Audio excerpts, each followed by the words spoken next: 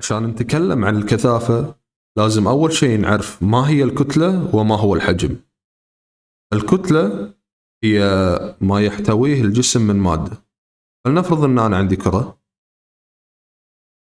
لازم تعرف أن هذه الكرة متكونة من ذرات تجمعت مع بعضها البعض كونت لي كتلة الكرة هذه. فإذن الكتلة هي خاصية أساسية للمادة ومستقلة عن الوسط المحيط. لكن ما هو الحجم؟ الحجم هو الحيز الذي تشغله المادة في الفراغ. فأنت لما تأخذ الكتلة وتقسم عليها الحجم راح تعطيك الكثافة. الكثافة هي مقياس لتراص المادة. فإذا المواد اقتربت من بعضها البعض في الجسم هذا يعني أن الجسم كثيف.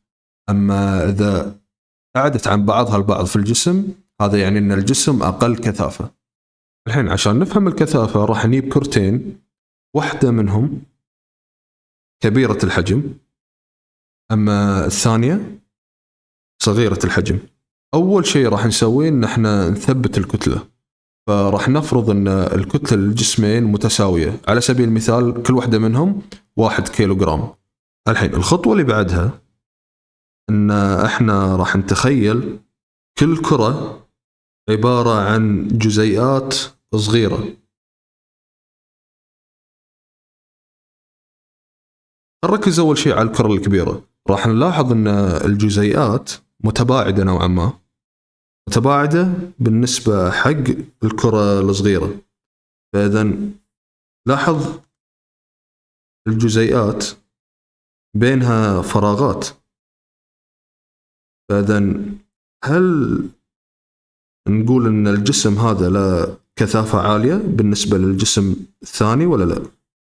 لاحظ الجسم الثاني، لاحظ أن الجزيئات متراصة حيل. الجزيئات متراصة حيل يعني أن الجسم هذا له كثافة أعلى من هذا الجسم. فإذا سمينا هذا رقم 1 هذا رقم 2 راح نقول أن رقم 1 كثافته أعلى. ليش؟ لاحظ هني ما في فراغات بين هذه الجزيئات، فالجزيئات متراصة جدا في الجسم رقم 1. هذا في حالة ثبتنا الكتلة، يعني هني 1 كيلوغرام وهني أيضا 1 كيلوغرام. فإذن المادة اللي تكون الجسمين متساوية، كمية المادة نفسها عند الجسمين، لكن الحجم هو اللي اختلف. لأن حجم الكرة الكبيرة أكبر من حجم الكرة الصغيرة، فلاحظ أن الجزيئات متباعدة عن بعضها البعض، فهي ماخذة راحتها وبالتالي الكثافة راح تكون أقل. فإذن لاحظ أن كل ما زاد الحجم كل ما قلت الكثافة. فإذن العلاقة بينهم عكسية. هذا الرمز ينطق رو. راح نقول رو يتناسب عكسيا مع الحجم. الحين راح نسوي العكس، راح نثبت الحجم ونغير الكتلة عشان نشوف علاقة الرو مع الكتلة، علاقة الكثافة مع الكتلة. راح نجيب كرتين الحجم مالهم ثابت يعني متساوي، وبالتالي الحيز الذي تشغله الكرتين في الفراغ هو نفسه. لكن راح نفرض أن هذه 1 كيلوغرام أما الكرة هذه هي 2 كيلوغرام. وهني واضح أي واحد فيهم أعلى كثافة. اللي يحتوي على مادة أكثر أكيد راح يكون له كثافة أعلى، وبالتالي التناسب بينهم طردي. لما زادت كمية المادة اللي هي الكتلة في الجسم كل ما زادت الكثافة. فإذن راح نحط الرو إن هي تتناسب طرديا مع الماس مع الكتلة. وإحنا قلنا من قبل إن الرو تتناسب عكسيا مع الحجم. خلينا نحطهم اثنيناتهم مع بعض، وراح نقول إن الرو تتناسب طرديا مع الكتلة لكن عكسيا مع الحجم. الحين شلون أشيل علامة تناسب هذه وأحط علامة يساوي؟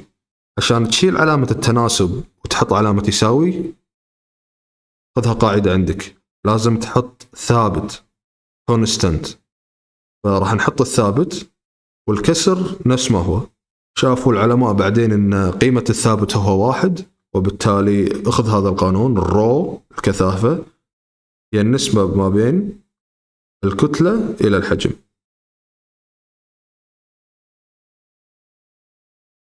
ومثل ما قلنا ان الكتلة تعبر عن كمية المادة وهي من خصائص المادة، الكثافة ايضا هي خاصية للمادة، تعبر عن تركيز الكتلة في وحدة الحجم، سواء كانت المادة هذه صلبة أم سائلة أم غازية.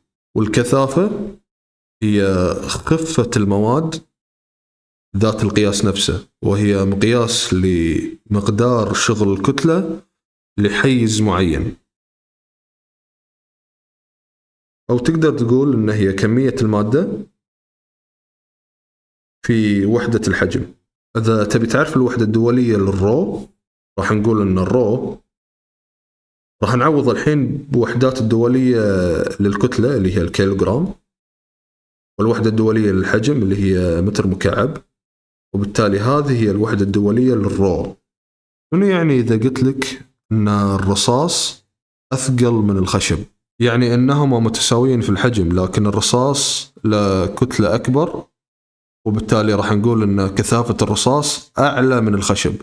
إذا حطينا القانون راح نقول الرو الرصاص وكتلة الرصاص على الحجم، لكن الرو للخشب تساوي كتلة الخشب على الحجم. هذيلي متساوين، وبالتالي اللي يلعب الدور في الكثافة هي الكتلة، لأن كتلة الرصاص أعلى من كتلة الخشب، وبالتالي الكثافة راح تكون أعلى بالنسبة للرصاص. فإذا كانت كثافة الخشب أقل من كثافة الماء، عشان كذي لما تحطه على الماء راح يطفو، أما الرصاص لما تحطه على الماء راح يغوص للأسفل. لازم تحفظ أن كثافة الماء، والماء نرمز له بال H2O، 1000 كيلوغرام على ال SI يونت للحجم اللي هو متر مكعب. شنو يعني هالكلام؟ هذا يعني أن أنت لما تأخذ مكعب معين من الماء، المكعب هذا لا طول ولا عرض ولا ارتفاع. فإذا كان طوله 1 متر وعرضه 1 متر وارتفاعه 1 متر، هذا يعني أن كتلة هذا المكعب 1000 كيلوغرام. في شغلة ثانية لازم تعرفها، أن كثافة المواد الغازية أقل بكثير من كثافة المواد الصلبة أو السائلة. السؤال ليش؟ لأن المواد الغازية الجزيئات بين المواد الغازية متباعدة، وإحنا قلنا إذا الحجم زاد الكثافة راح تقل، لأن التناسب عكسي ما بين الحجم والكثافة. لازم تعرف شغلة معينة، أن الكثافة تسبب الطفو. إذا يبنى جليد وحطيناه على الماء،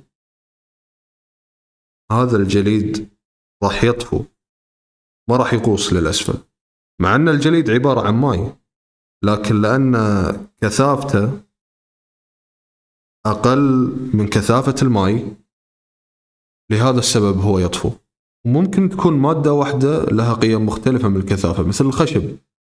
احنا نعرف أن الخشب لما تحطه على الماء يطفو لأن كثافته أقل من كثافة الماء، لكن بعض أنواع الخشب مثل الخشب المهوغني يغوص في الماء.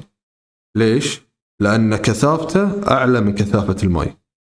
فإذا الكثافة تعتمد على نوع المادة. ومعلومة ثانية لازم تعرفها عن الذهب. الذهب النقي هو عبارة عن فلز لين قابل للتشكيل. فإذا احنا نبي نصوغ الذهب لازم نزيد عليه مادة تزيد من صلابته. فنضيف عليه على سبيل المثال الفضة، لأن الفضة أقل كثافة من الذهب وبالتالي راح تزيد صلابته. لكن شلون نقيس الكثافة؟ احنا نعرف أن الكثافة هي النسبة ما بين الكتلة إلى الحجم. فإذا كان عندي جسم، الجسم هذا نبي نقيس كثافته، أول شيء لازم نقيس كتلته عن طريق الميزان.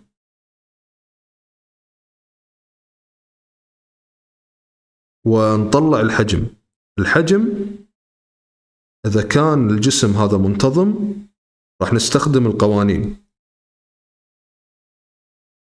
أما إذا كان غير منتظم راح نستخدم المخبار المدرج.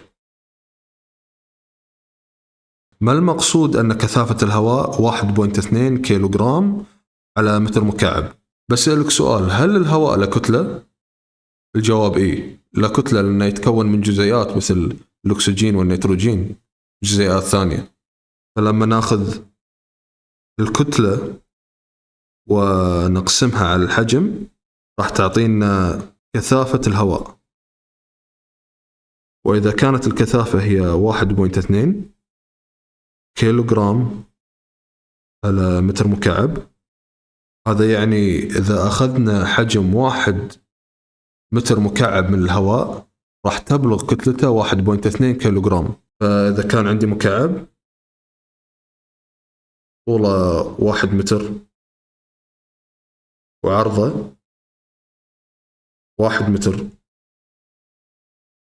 وارتفاعه 1 متر، هذا يعني إن كتلته راح تكون 1.2 كيلوغرام.